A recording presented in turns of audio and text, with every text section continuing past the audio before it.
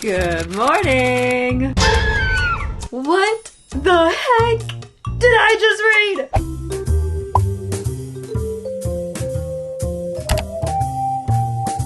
Hello, my sweet and beautiful bookish friends. I had the most fun video planned for this weekend, and then I ate something that I apparently shouldn't have this morning, and now I'm in a flare-up. My body's quite literally doing some extremely unkind things to me. I feel like a sack of potatoes that has been beaten on cement. I don't know what is happening. Anyway, so all my fun plans got scrapped for the weekend, and we are going to have the coziest weekend at home, reading as much as we possibly can. I have a stack of books that I would like to get through this weekend, as well as a bunch of books downloaded on my Kindle. Currently, I'm in the middle of Heir of Fire. I just started this morning, and I'm having a great time so far. I am only on page like 38 though, so really nothing crazy interesting to note has happened yet. We have met 2 new characters though, which I am having so much fun with, and I'm very excited to see like the role that they play in this series. And then on my Kindle, I also really wanted to start The Last Party by A.R. Torre. Because this is kind of a thicker book, I wanted to maybe go in between 2 different books, like maybe read some of The Last Party and then go back to Heir of Fire and kind of go in between. I don't love reading multiple books at once, but I feel like with a chunky book like this, sometimes it is nice to kind of like read other things in between, so might do that. I don't know. This video is going to just be kind of an as I go thing because I don't know how I'm going to feel tomorrow. I don't know how I'm going to feel in a couple days. But for now, I did get myself an acai bowl because this is quite literally the only thing that I could stomach right now. And I'm going to get super cozy and continue reading Heir of Fire right now. And then maybe later I will start The Last Party on my Kindle. I did just get some super cutie new cases from Berga, so I switched out my Kindle case. Absolutely obsessed. I'm just in a gingham. If you can't tell by the gingham literally everywhere. Oh my gosh, my shorts are literally gingham too. I have gingham bedding, gingham cases, gingham clothes. Can you tell it's a hyperfixation for me? But yes, I did just change that out. And then I also literally, look how cute. My computer case and my phone case match. Look how adorable these are. And these are all from Berga, who actually is excitingly the sponsor of today's video. You guys know I absolutely love Berga. I've been using them for over a year now, and truly they have been my absolute favorite. With National Book Lovers Day being just this past weekend, Berga sent the cutest bookish package with some fairy tale inspired goods and some super cute cases from their summer collections. They more recently started making Kindle cases, and I am completely obsessed. They are so protective with their shock absorbing TPU bumper. They have a battery saving auto sleep wake function, magnetic close, and an elastic hand strap for comfortable grip. They also offer different types of phone cases. We have the Elite and the Tough case. Elite being their most protective case with their raised bezels for camera and screen protection, FibGuard technology that absorbs up to 90% of the impact force, among other features, followed by their Tough case with the silicone interior and hard shell exterior and an all-around design. They've also got a bunch of other cute accessories like cups, which I love how this one matches my other Kindle and MacBook case. It's literally so cute. It's from their Alice collection, which I'm absolutely obsessed with. Love Alice in Wonderland. If you use the link down in my description, they are doing a buy 2 get 2 deal where you buy 2 phone cases, get 2 free. And with my code FAITHX15, you can get an additional 15% off of everything. So definitely check it out. They have a bunch of super fun and cute collections. Thank you so much to Berga for sponsoring today's video. So this is our cute little cozy setup for the weekend. Let's go through it, shall we? So here I've got my water for hydration, of course. And then in my cute little basket, we've got my TBR there in the back. Well, actually, we've got my coloring book in the back, and then we have our TBR for the weekend. And then I also have my reading journal and then my Kindle up front. And then we've got our snacks on the side. We've got some Simple Mills crackers, some little quinoa chocolate crispy things, and then some applesauce in a packet like a child. And then we've got our markers in case we want to do our coloring book. And this is our cozy little setup. As sad as I am that my plans kind of got kiboshed for the weekend, we are going to make the most of it and still have a cozy, fun, good time. And honestly, I'm so excited to have something to be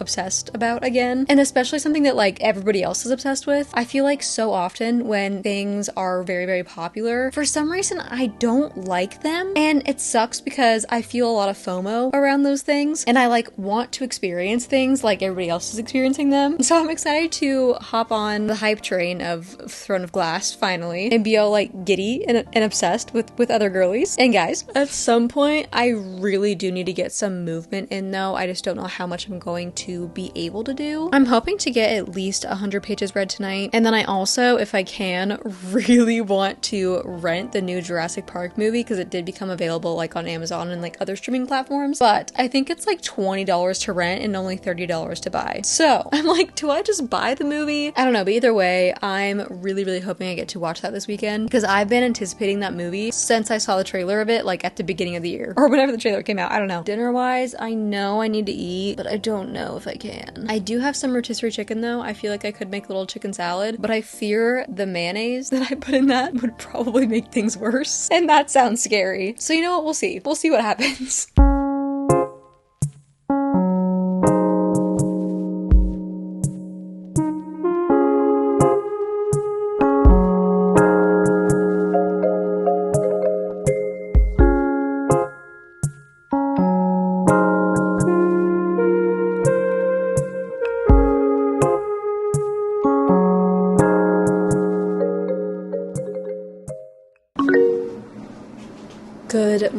Good morning, my sweet and beautiful friends. I'm feeling a little better this morning. I still have a little bit of a headache and my stomach is having some pain.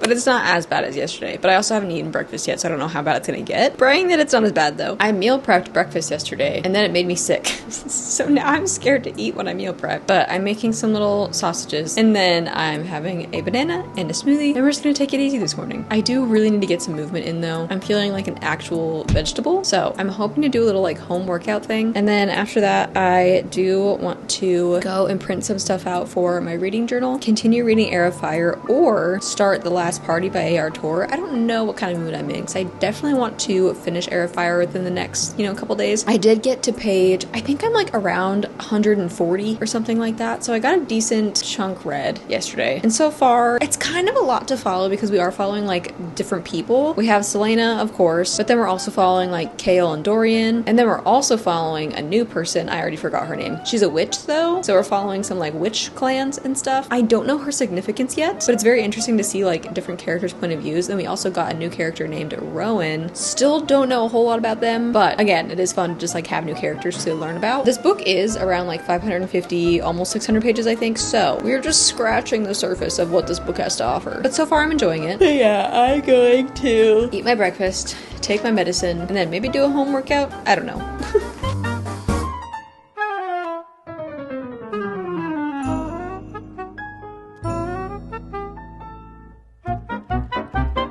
I'm having my smoothie in an old applesauce jar. I don't know.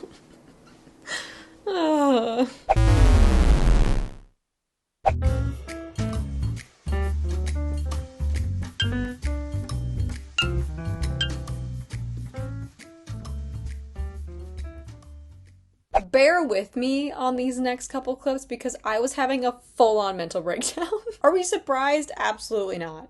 I don't even know if this recording stuff is gonna make it into the video, but I just needed to vent for a minute because my brain is just, we're struggling a little bit. I feel like I may be experiencing a little bit of like autistic ADHD burnout, and I say a little bit of both because I still have yet to actually get an autism diagnosis. I don't know, lately I've just been feeling like I'm exhausted all the time, like not only physically because like my body's going through it, but like I feel like being me is just so confusing, and I feel like there's still so much that I don't know about myself and like how I function, and like going about life and society is just so confusing for me, and I feel like there's just so much like built up stress, and I feel like I'm trying so hard to figure so many things out at once, and I feel like I've been burnt out for a while, but I just keep like pushing through and just keep saying that like I just need to take like little breaks here and there, which is true, but I don't know. I've had a migraine for the last literal 3 days straight, and I think I'm just getting like really exhausted with my body not working like it should, and then also my brain on top of my body not working like a normal person. But I don't want to just like take time off because I don't want to take advantage of like the blessing that this job is, but I also know that the Lord like gave me this amazing miracle of a career at the perfect time because my health started like really declining when I went full-time YouTube, and so like it all worked out to where I could take things slower, but still I feel bad for taking time off, and of course I want to stay consistent with like uploads and stuff, but it's also hard because lately I feel like a lot of on my videos, I've been trying to like be more myself and show you guys these like different sides of me that I most often try to hide, I guess I would say. But still, I just feel like I'm in just such a weird spot mentally and physically right now that I don't ever want that to come off in my videos, and like I don't ever want you guys to see in like my personality or my energy or whatever that I'm feeling this way. I feel like being online too as a neurodivergent person is just really hard because I'm constantly trying to fit in a way, and I'm constantly like putting myself in this box, and I don't want to do that, but it's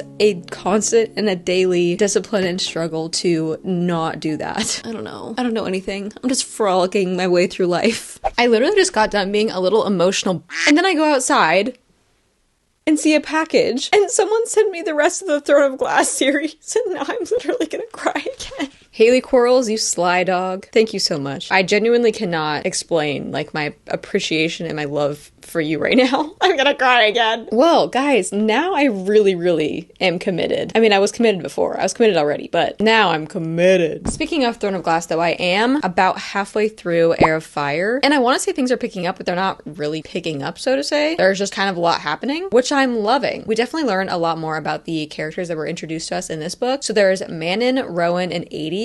I think those are the only 3 characters that are like newish. I love that the story is kind of told in like third-person POV, so we're never really getting like one specific person's point of view, but we're following like all these different characters. It keeps things exciting, and I'm still waiting for all them to like actually come together and see like why we're getting all these people's point of views. I love Rowan. Dark, broody, mysterious. Don't really know what his story is, but love him. And Manon's like side of the story is definitely giving like Fourth Wing vibes, which did not expect that. Anyway, that's my little update for today.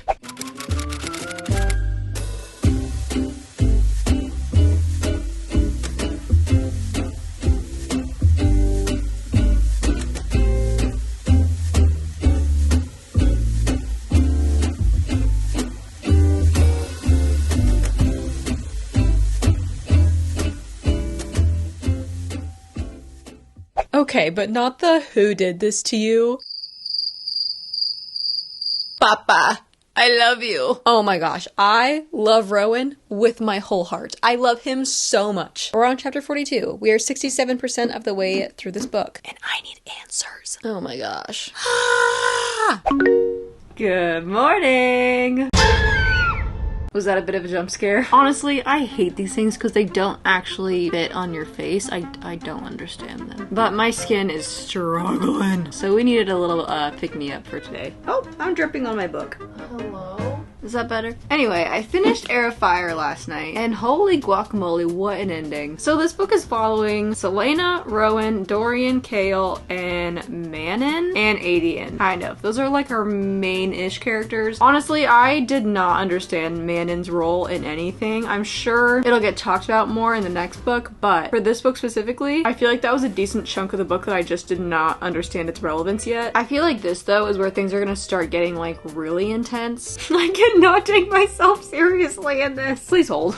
Okay, much better. I thought this was a really good one. Definitely a really good sequel to Crown of Midnight. Although, like I said, there was just a lot of parts that I feel like didn't really make sense yet, but I know they will once I continue the series. I feel like every point of view kind of ended on a very crazy note, which I love because that gets me very excited for the next book, which I believe is Queen of Shadows. We found out a lot in this book, a lot unfolded, but I will say it was almost too much information for my brain to handle. I have little brain, and when there's a lot of like lore and like history and lineage and lands and kings and queens and magic and I don't understand, I need it like written out on a whiteboard piece by piece so I can like put all the pieces together, because I feel like they were talking about so many things and I was so lost. But I feel like as the series progresses, I'll like kind of pick up on things. But I had a great time. I think I'm gonna rate it like a 4.25. Now that that is done, I am actually going to read The Last Party by A.R. Tor, or maybe one of my YA mystery thrillers, because right now I feel like I'm starting to get into a slump and I hate that. I tried to listen to so many different audiobooks yesterday to just like see what I was feeling, and every single book was not working for me. So I think I just need like a little mystery thriller, like something quick and easy, especially after reading like heavy fantasy, plot, politics, magic, heritage. My brain hurts. So I need something that's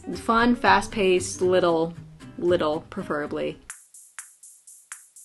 I feel like I haven't moved in so long because of my flare-up. So what do? I go on a 4-mile walk. Somebody tell me how that makes sense. I just went from 0 to 100 so quick. I'm sweaty, I'm starving, my body hurts. But we did it, and I'm so proud of myself. I really just wanted an excuse to listen to my audiobook for 2 hours, and we did get a decent way through The Last Party by A.R. Tor. I did decide to pick that one up. This book has extremely short chapters, so I am on chapter 25, but that is only about 104 pages into the book. But this is only a 300-page book, so we are about a third of the way in, which is a slay. Honestly, this book is so fast-paced, and the main character is unhinged. Capital U. She's crazy. Like, she's literally crazy. But I love that. Sometimes I really enjoy it reading from characters' perspectives that like I do not align with, I guess, like at all or relate to at all. I feel like sometimes that's a lot more fun that way because then I don't get like as emotionally invested. So in this book, about 20 years ago, there was a crime that happened, and we are kind of going in between 2 point of views for the most part. Kind of 3 point of views, actually. One of the point of views being Perla, who is our female main character, and then we have Lee Wood, who's the convicted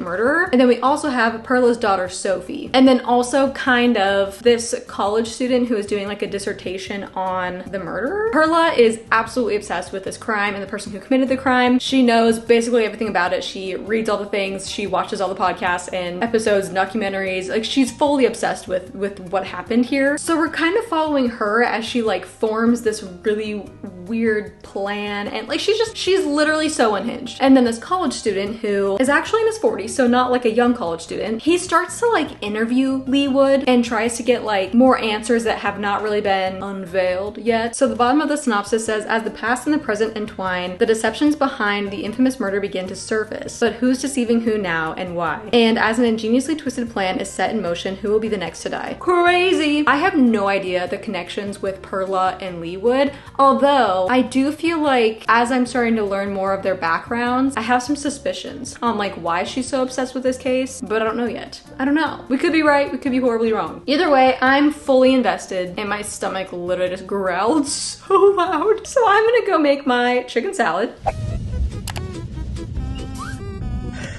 I knew it! I knew it! Well, kind of. I kind of knew it. I kind of guessed something, and I was kind of right.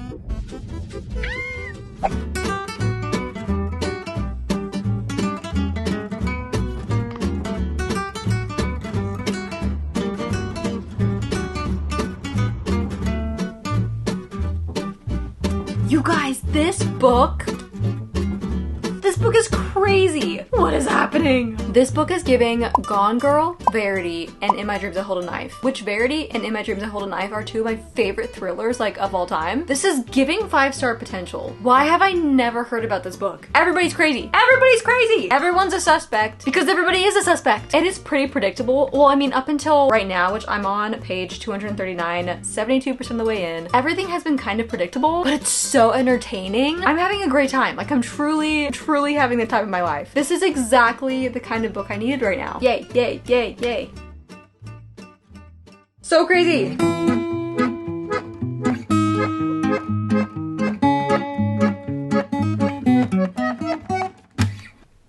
This book is kind of icky, and like although I'm having a good time because it's like fast-paced and crazy, it's very icky. Therefore, I do not think that I can read multiple books like this at once or like within a specific period of time. Like books like this I can only read like once every 2 months because they just make me feel icky. So as good as this book is, keep that in mind.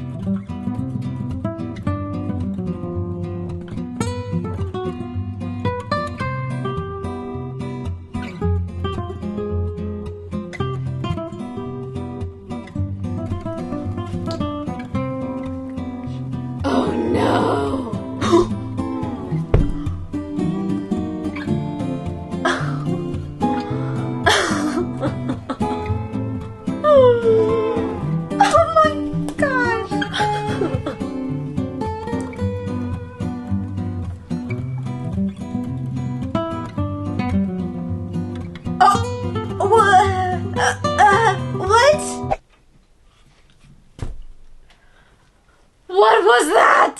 Dude, that was wild. What the heck did I just read? I don't know how to rate this book because there's some very icky stuff in it that I do not like feel comfortable reading usually, but because this was so crazy, I just kind of like skimmed over some of those icky parts, but it was mostly all in chapter 66. So if you read this book, check trigger warnings, be wary of chapter 66. Holy heck though, this was literally one of the craziest thrillers I've read in a very long time. Aside from Pines, but like crazy in different ways. This was like a true thriller. A lot of the times when a book says like mystery thriller, it's more like mystery than it is thriller. No, this one had my heart pounding. Wild. This is just such an entertaining book about a bunch of people who are crazy and unhinged and have a lot of issues, but it was so good. It was so well done. Oh my gosh, A.R. Torre has a bunch of other books as well that I did not know about, so I'm definitely going to make my way through their backlist because this is the second book I've read from this author that I've enjoyed. So obviously I really like this author's writing. I'm still in shock. But now that I have finished that book, I think that is the end of this vlog. I'm feeling so much better now. I'm back to like 90%, not quite 100%, but like 90%, especially after walking 4 miles yesterday. I think that I overdid it. That was too much for me. But we're back to almost normal. Feeling good. We're out of our reading slump. Well, we didn't even like fully get into a reading slump, but I feel pulled out of whatever slumpy feelings that I was in. I love you guys so much. Stay tuned for a bunch of very, very fun fall content coming up, and let me know what you're currently reading down below. Bye!